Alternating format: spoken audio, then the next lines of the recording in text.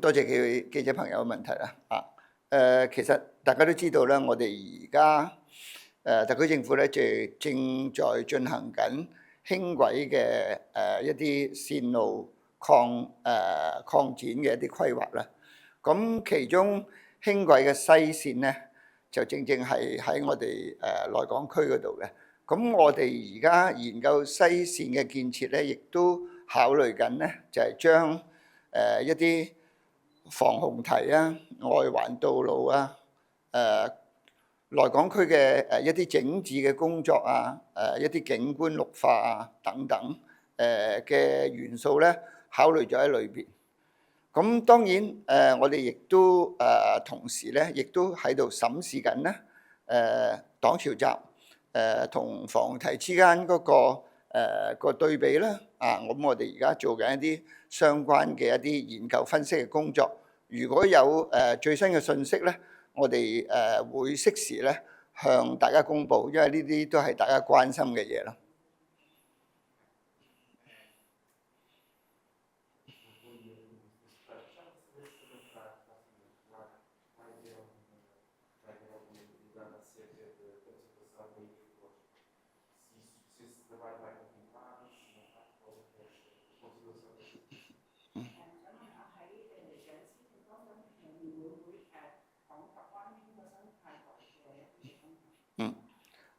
記者朋友關心我哋固體廢物嘅管理嘅工作啦。咁喺呢度要講咧，喺我哋而家處理固體廢棄物方面咧，家居垃圾嗰方面咧，經過焚化爐第3期擴建工程完成咗之後咧，我哋嘅處理能力咧已經去到每日咧可以處理3000噸嘅生活垃圾。咁而我哋而家每日產生嘅生活垃圾咧，大概係有1700噸左右。咁即係話我哋經過擴建之後咧，我哋處理生活垃圾嘅能力咧係比而家大大加強。所產生嘅垃圾咧，應付得綽綽有餘，可以應付未來30幾年澳門嗰個垃圾量嘅增長啦。咁呢個大家可以放心啦，喺生活垃圾嗰方面。但係至於喺建築廢料嗰方面咧，咁因為澳門地方比較細啦，咁處理建築廢料需要一定嘅空間啦，所以我哋而家咧係用咗好多唔同嘅手段咧，去解決澳門建築廢料處理嘅問題，包括咗我哋會將佢篩選啦，用嚟做一啲填海物料啦。機場擴建工程咧，係我哋其中一個重要嘅一個使用篩選個建築廢料攞嚟填海嘅項目咧。另外我哋嘅填海 D 區咧，亦都我哋會另外一個應用篩選咗建築廢料咧攞嚟填海嘅。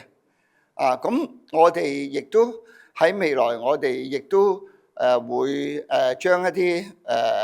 焚化中心產生嘅一啲爐渣啦，我哋會將佢資源化處理咧，做免燒磚啦。咁至於一啲其他嘅問題咧，其他嘅廢料咧，我哋正在想方設法咁去諗方法去處理好有關嘅廢料。所以我諗我哋唔排除任何嘅方式咧，去有效處理呢啲建築廢料嘅問題。多謝。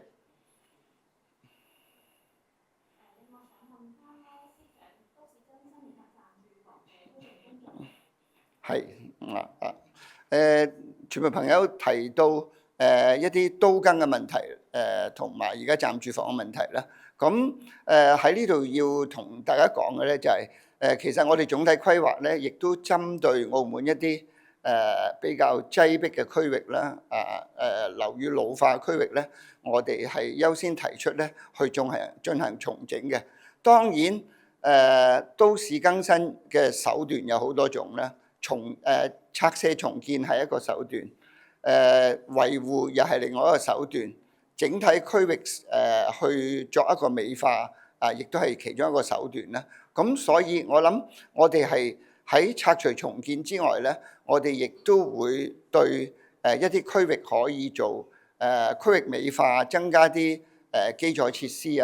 去完善個區域嘅居住條件啦。甚至到一啲樓宇嘅維修咧，我哋都會多管齊下咁去推動。咁我哋而家正在咧運輸工務範疇咧，係會配合翻相關嘅部門咧，我哋揀選一啲合適嘅街區進行美化。咁我哋亦都全面檢視緊我哋樓宇維修嘅資助制度，睇下係咪可以咧適時推動能夠增加啲維修項目啦。金額嘅一啲提升嘅考慮咧，都係我哋一個考慮嘅因素啦。咁至於喺重建嗰方面咧，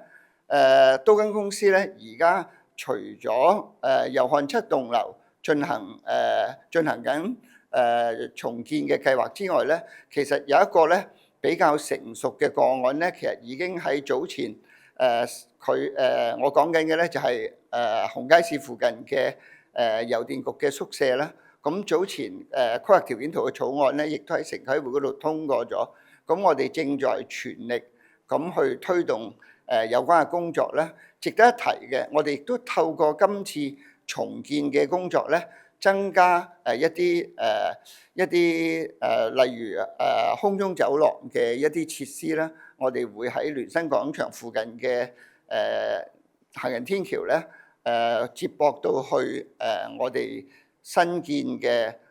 紅街市嘅郵電局嘅大廈嗰度咧。咁喺重建之餘咧，亦都可以增加一啲社區嘅設施。咁我哋希望整體嘅重建工作咧，有效咁一步一步咁推動。至於暫住房咧，咁其實嗰個收地程序完成咗咧，我哋正在咧係推動緊。如果有需要嘅